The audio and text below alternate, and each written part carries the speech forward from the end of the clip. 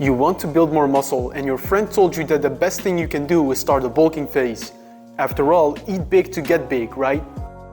Well, that's what I thought several years back, and it resulted in me bulking up a bit too quickly. While eating more calories can help you build more muscle, we want to avoid overdoing a bulking phase. So in today's video, we will explore the idea of eat big to get big, because there certainly are muscle growth benefits to be obtained from having a higher calorie intake, but we need to bulk the right way. Let's start by exploring the relationship between how much you eat and muscle growth. It logically makes sense that if you have a higher calorie intake, your body also has more energy available to build muscle.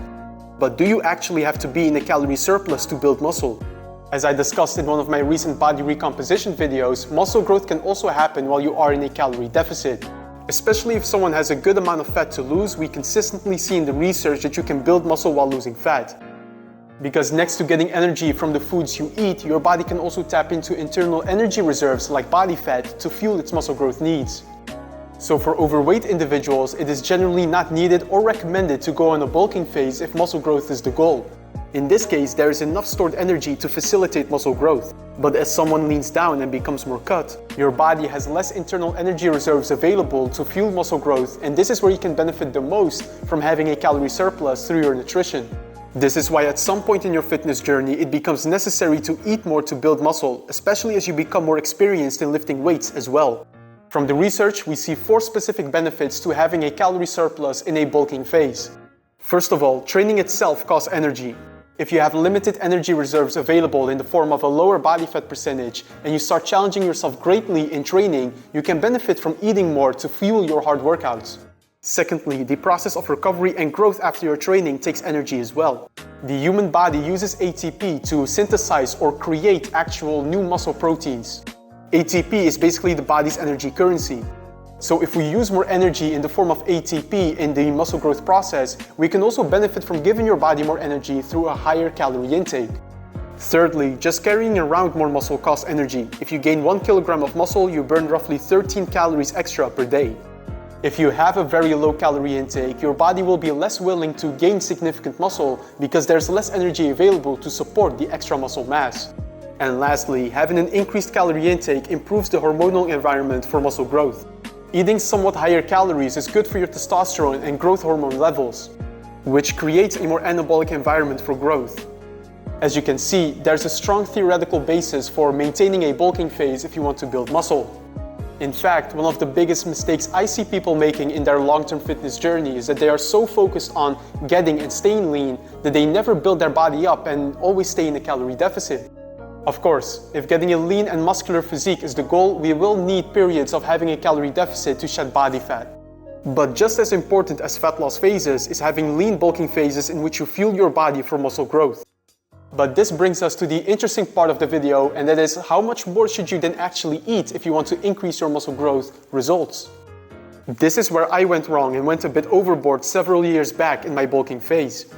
You may have heard someone in your environment stating that they eat way over 3,000 calories per day to build more muscle, and they may still even look lean.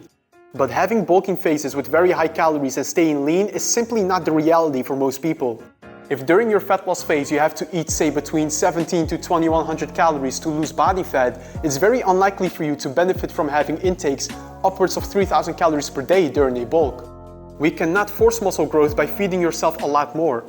This is because your body has a limited capacity for muscle growth. It has been theorized that depending on your training experience, you're able to gain between 0.5 and 1.5% of your body weight in muscle per month. So if you weigh 80 kilograms, you're able to gain up to 1.2 kilograms of muscle in a month. If you then go ahead and gain 3 kilograms in a month, you're simply setting yourself up for unnecessary fat gain. We see this too in one classic study by the Norwegian School of Sports Sciences. Eating 3,600 calories did not produce more muscle growth than eating 3,000 calories per day in lean athletes. You want to see your calorie intake as permissive. If you're able to gain 1 kilogram of muscle per month, make sure you set your calorie intake in a way where you actually gain that 1 kilogram and not a lot more. This way, you avoid unnecessary fat gain while still allowing great muscle growth to occur. A 2019 review paper gives us more valuable information on how you can effectively set your calorie intake during a bulk. As a general guideline, for most people, maintaining a daily calorie surplus of 10% is recommended during the bulking phase. So if you maintain your body weight at 2300 calories, have a daily calorie intake of 25-30 calories per day.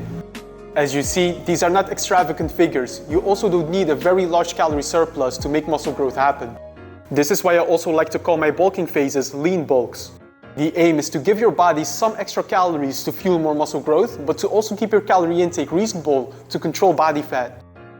Now, we of course don't just eat random calories during the bulking phase, but your macronutrient intake and overall nutrition quality is important to consider as well. And first of all, we cannot discuss muscle growth without mentioning protein intake. In essence, most people should be fine if they have a daily protein intake of between 1.6 to 2.2 grams per kilogram of your body weight. We want a balanced carbohydrate and fat intake. For the best hormonal environment and good training performance, we do not want to restrict either carbohydrates or fats. For your carbohydrates, at least 3 grams per kilogram of your body weight is a good aim for most people to help them maximize performance. In terms of fats, a minimum of 0.5 grams per kilogram of your body weight is recommended to make sure you do not eat too little fats. These figures are general guidelines, of course. See them as a starting point in your lean bulking macros. The desired macros can vary widely between individuals. I see this in my online coaching clients as well. Based on your preferences and dieting history, it may be sometimes more desired to maintain a higher or lower carbohydrate intake during a lean bulk. So let's go back to the original question. Do you have to eat big to get big? As we just discussed, there's definitely benefit to having a higher calorie intake, but we don't want to overdo it. Now, there is one exceptional case that I have not discussed yet in this video, and that is what to do if you are a hard gainer. In the research, we see that some people have a high resting metabolic rate and also a very adaptive metabolism. So without moving much, there are people that burn more calories than the average individual. And once they start eating more, their daily energy expenditure further increases due to an increase in their non-exercise activity thermogenesis. If we combine these traits with an individual that has a relatively low appetite, you got yourself a hard gainer. For hard gainers, the eat big to get big statement holds more relevance. Because in this case, your calorie intake may have to go so high to the point that you have to start relying on more high-calorie foods to actually reach a calorie surplus. In the case of a hard gainer, your maintenance calories are higher, so you also need to eat more in order for you to bulk up.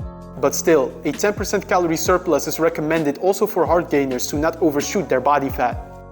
If as a hard gainer you maintain your weight at around 3,000 calories per day, well, that means that you need to maintain a daily calorie intake of around 3,300 calories for you to have a good lean bulk.